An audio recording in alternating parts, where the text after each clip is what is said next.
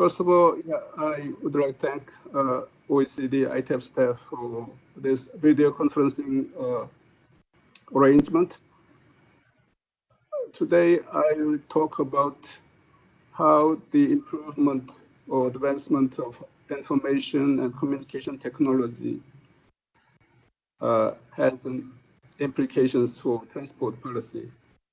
And I would like to share my one of my researches in this area. Okay, now, as you are all aware, we are experiencing kind of proliferation of ICT devices in either Korea or in the world. Now, almost all adults have one or more mobile devices, whether it could be mobile phone or notebook or laptop, and etc. So the world is becoming more and more connected. Now, so this implies great change in the way that we perceive transport, and especially the value of travel time. So previously, I think there have been many researches on this area. They kind of identified many findings. Usually, the ability to stay connected and turn travel time into productive work or some entertainment time can be a significant attraction for business travelers, or as well as for leisure travelers, I think. So travel time can be productive in a sense, or at least entertaining for some people who play games or who do some internet surfing, etc. So now I'm showing some the ICT amenities in public transport in Korea. I think almost all public transport provides Wi-Fi, kind of free Wi-Fi connectivity in Korea. This is KTX, the Express Rail of Korea. The KTX provides free Wi-Fi services. And all the subways in Korea provides also free Wi-Fi services. So this is a kind of empirical study that I did a few years ago, and what I was interested in is how this increased internet connectivity imply for transport policy. And these are some basic statistics, and we are particularly interested in which policy has the best impact on making people steer away from private transport to public transport. The survey provides some basic insights, and people who travel by private car because they think it's because it's more convenient. Also, it provides less commuting time.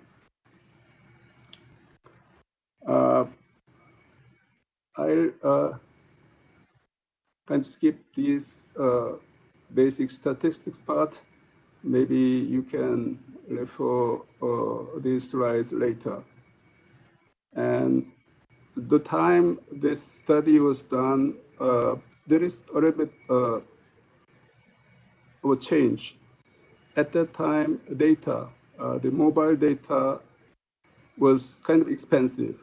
Now it's almost, the mobile providers in Korea provides a huge amount of data, Now I'm my subscriber. My provider provides me with 100 gigabytes of data per month, and I barely consume less than 10% of the data. So at that time, free Wi-Fi was kind of important, but I don't think now the things are changed a little bit.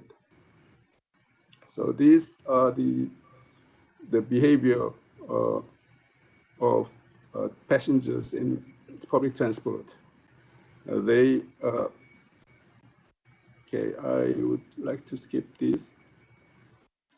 And I would like to move into stated preference analysis. This is a kind of social experimentation. And I was wondering in identifying the most effective measure for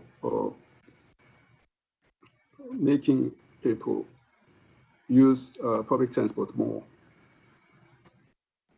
And in this framework, we could either test some policy hypotheses like perceived versus real cost of transport, and etc. Okay, this is the kind of basic framework model.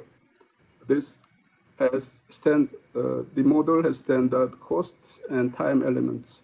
Now I added the ICT elements in mass transit equation. And this is the kind of coefficient estimate for my stated preference study. Now, most attributes are statistically significant except the car constant. We have positive car constant, but not statistically significant. So it implies that there is no intrinsic car preference, which is a little bit different from my previous studies. And still time-related demand elasticity. I skipped the elasticity part for the time shake, but it turns out that time-related demand elasticity is much higher than cost-related ones. And also the ICT amenity-related elasticity is also positive, implying a fairly positive role of attracting car users into public transport. Okay, previous study, I divided the kind of market into two. The people who mainly use bus as a public transport alternative. Now this sub-market is the people who use subway as a public transport alternative. So I found a very similar result. Still, most attributes are statistically significant except car constant. Here, I found negative car constant, but it's not statistically significant. So again, there is no intrinsic car preference. The other findings are quite similar to previous bus user case. Okay, now the policy implication part. The demand elasticity of ICT amenity lies just between cost and time variable. It implies higher response than price-related policy options. That could be more effective than price, but providing higher ICT connectivity in mass transit could attract car users to mass transit by making travel time more enjoyable or productive. But reducing travel time is still the most powerful policy measure for modal shift toward mass transit. There is no intrinsic car preference in our survey, unlike my previous studies, and the ICT revolution will change the way people travel. And I mean, now we in Korea we are experiencing a kind of reversal.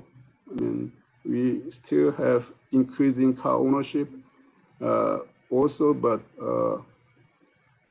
the share of public transport, the mass transit, is slightly increasing, and now I can witness public transport riders engaging in a productive or ways while traveling. Okay, that's the end of my presentation. Thank you for listening.